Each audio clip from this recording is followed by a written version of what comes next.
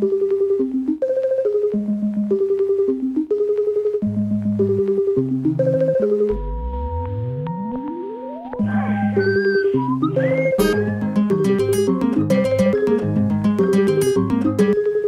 rentrais dans cet appartement, 4 murs. J'avais rien avec moi, que mes enfants. Qui mes enfants, c'est mes trésors. J'ai installé la machine, j'ai installé le frigo, j'ai installé tout seul. Tout seul. Quand je dis tout seul. Bienvenue dans Parcours, le podcast des vies qui ont quelque chose à vous dire.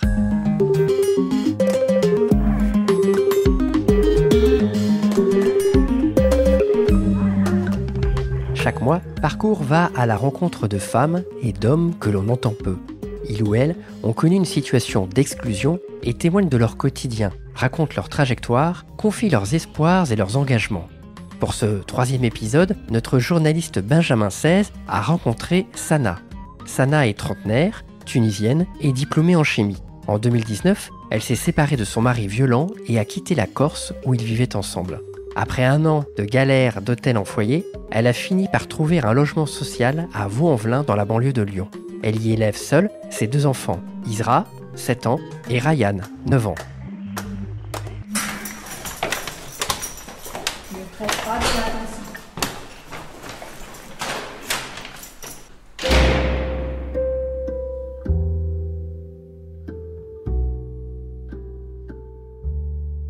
Ça n'a pas été facile de caler un rendez-vous avec Sana chez elle. On a fini par se mettre d'accord sur un lundi après-midi, c'était son seul créneau. Et encore, elle a dû faire sauter un rendez-vous chez le kiné. Quand ce n'est pas le kiné, c'est l'orthophoniste ou l'orthoptiste pour ses enfants. Une démarche administrative, les courses, les réunions à l'école, un rendez-vous pour trouver du boulot. Sana est à 100 à l'heure. D'ailleurs, elle parle vite. Trop vite. Elle le sait, elle le dit elle-même en rigolant. Mais elle ne peut pas s'en empêcher. Alors on s'accroche, et on l'écoute nous raconter ses craintes, ses doutes, ses envies.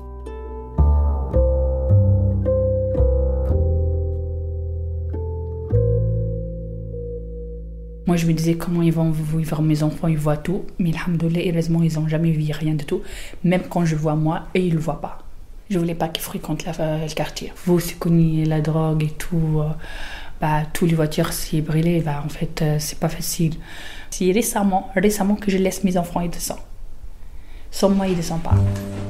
Ferme les vitres, s'il te plaît, Ryan. Comme il est toute la journée, il est ouvert, ferme les vitres, il faut... Je te le fais exprès, vas-y, va te laver le marc. Tu le laisses pas ici, amène-le à la cuisine. Et fais ton sac, s'il te plaît.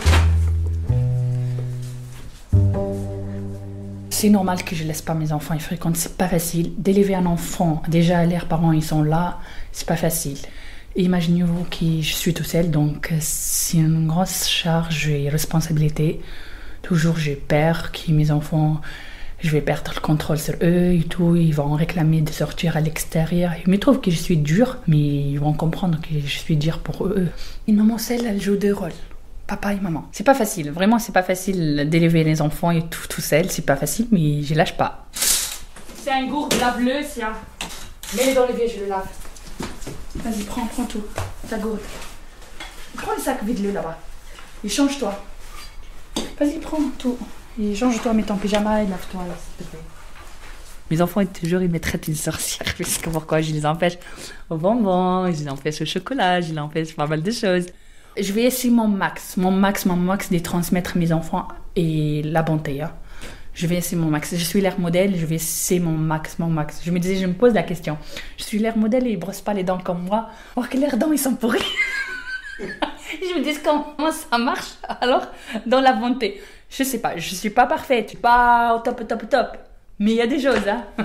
Quand même. Rien, tu sais, tu fais quoi? Va te laver le pied et tout. Mets tes affaires sales ou dans les corbeilles. C'est pas grave, mets-le.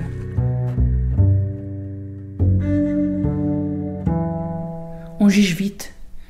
Et on est bien prêt pour prendre le bâton, pour le battre les gens. Mais pour le mettre à sa place, non. Même pour les côtés, non. Moi, j'ai toujours j'étais jugée. Si, par exemple, si mes enfants ils vont faire quelque chose, on va jeter toute la responsabilité ou tous les défauts sur leur mère. Mon fils, le lendemain, il répond mal. Il me dit, il n'est pas bien élevé. Ils vont pas regarder le côté qui c'est pas facile, elle joue des rôles, non. C'est très dur de trouver quelqu'un qui est à l'écoute. Je m'en fous des jugements des autres, parce que je sais moi que je suis. Moi, le plus que je vais trouver, c'est dur, c'est le refus de mes enfants, de notre situation.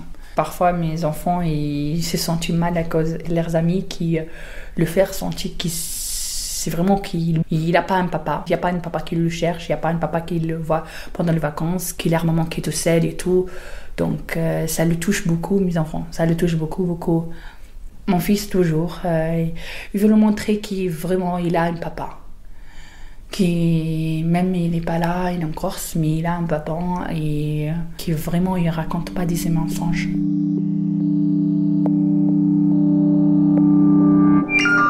Vous avez 4 messages archivés. Aujourd'hui, à 16h21. Bonjour, Madame Caroline Baffo, au restaurant d'Audion. Voilà, j'avais essayé de vous appeler jeudi. Et puis vous n'étiez pas disponible pour échanger, donc je me permettais de vous rappeler aujourd'hui. Veuillez patienter, le rappel du correspondant est en cours. Pour annuler et revenir au répondeur, pour rappeler, tapez 5. Je déteste effacer, ça. Tapez 2. J'ai pas la patience Pour pour écouter, tapez 3. l'attendre. Je déteste, c'est horrible ça pour moi. Pour écouter vos messages archivés, tapez 1. Pour modifier votre... Vous avez 4 messages archivés. C'est la vérité, les emails écrits, ça marche bien. Avec tous les profs de mes enfants, les maîtres, les psychologues, comme tout à l'heure, l'orthophoniste, elle m'a donné un contrat, elle m'a dit, il faut le signer, comme ça représente. Je dis, vous pouvez pas envoyer par email. Vraiment, c'est trop des papiers, j'ai pas le temps. Moi, mes enfants, deux fois, les matins, le soir, je récupère leur cahier de liaison. Quand je suis KO, je signe. L'autre fois, j'ai avoué le maître de mon fils, de ma fille. Je dis, les plupart que je l'ai signé, je l'ai pas dit. Il a rigolé. Mais je vous avoue, j'ai dit. Et pourquoi t'as pas lu? J'ai pas le temps. Même dans mes emails, je prends des nécessaires, tout ce qui est en gras et tout ce qu'il faut, et après je les zappe, parce qu'on n'a pas le temps. C'est vrai qu'on dit maintenant, on est partout avec les téléphones, aux toilettes, tout, machin. Mais on n'a pas le temps, on peut pas gérer tout. Ryan, s'il te plaît. Il n'y a pas d'iPad, il n'y a pas de tablette. Sors de là-bas. Va faire tes devoirs. Lave tes pieds. Enlève les chaussettes. Mets les vêtements sales. Et après, range tout ce qu'il faut. Et va faire tes devoirs. Et après, on parlera. T'inquiète.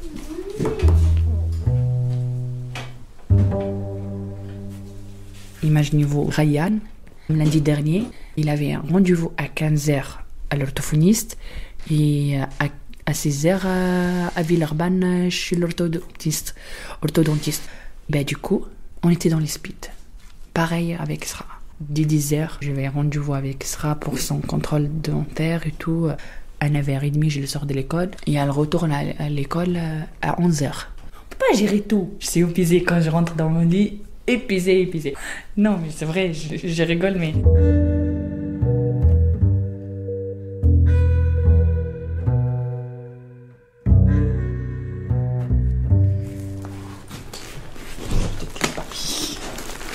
Ouais. Je suis à la recherche de travail. Je n'ai pas le temps dernièrement pour faire des candidatures. C'est vrai, or que c'est facilement trop vite fait. Mais tellement que je me dis, ouais, je mets les PC, l'ordi et tout à côté de moi le soir pour que je le reprenne dans mon lit, que je l'allume, pour que je fais les candidatures qui ne passent pas avec les téléphones. Mais du coup, après, je ne les fais pas. Quand j'ai dit, j'ai entendu candidature. C'est pour ça, quand j'ai lu... J'ai écrit candidature. Et lui, il était énervé. Il n'arrive pas pour me faire blesser et tout. Je ne sais pas contre quoi il est énervé. Et il a déchiré toutes les post-it. L'année dernière, j'ai fait ma formation pour être gestionnaire de paie. J'ai hâte pour reprendre le travail parce que je sais bien que je vais avancer. Je serai fière de moi-même. C'est vrai qu'un côté, on peut acheter ce qu'on veut, on peut avancer, on peut avoir une belle voiture, une belle maison, on peut partir en vacances. Oui, c'est vrai. On peut nourrir, on peut pas mal de choses. Mais moi, avant tout ça, c'est pour reconnaître ma valeur. Si je reste dans le vide, sans faire rien du tout, je me sens inutile et je lâche, je rentre dans les dépressions. Je peux lire, lui. Prends le clémentine, elle a fait le verre quand même.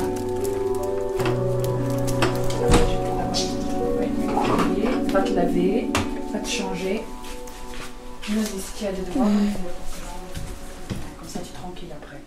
Je suis pas une femme de maison, femme de foyer seulement. J'aime bien. Je suis maman, j'aime bien. Mais c'est pas que ça. Pourquoi j'ai pas repris tout de suite le travail? Pour l'instant, je cherche pour le boulot à 80%. Je peux pas travailler 100% pour l'instant. Parce que je vis comment j'ai craqué le 2 ans dernier, j'ai craqué énorme. Je suis tout seul, je n'ai personne qui prend le relais et moi, je peux pas respirer. J'ai besoin d'une journée, soit un mardi, soit un jeudi, soit un vendredi, une seule journée pour moi-même. Je fais que ma journée à moi. Je peux aller à mon psy, je peux faire le sport, je peux faire mon beauté, prendre soin de moi. Je peux amener l'un de mes enfants à psychologue, je peux solliciter une séance exceptionnelle d'être avec l'orthophoniste pour échanger. Je peux organiser un rendez-vous avec leur maître, maîtresse. Donc il y a des choses à faire. J'aimerais une journée pour moi-même. J'ai besoin de ça. Le stress, c'est les pures tumeurs de l'être humain. Si tu ne résistes pas contre le stress, tu vas craquer. Tu vas abîmer tout ce qui est autour de toi et toi-même.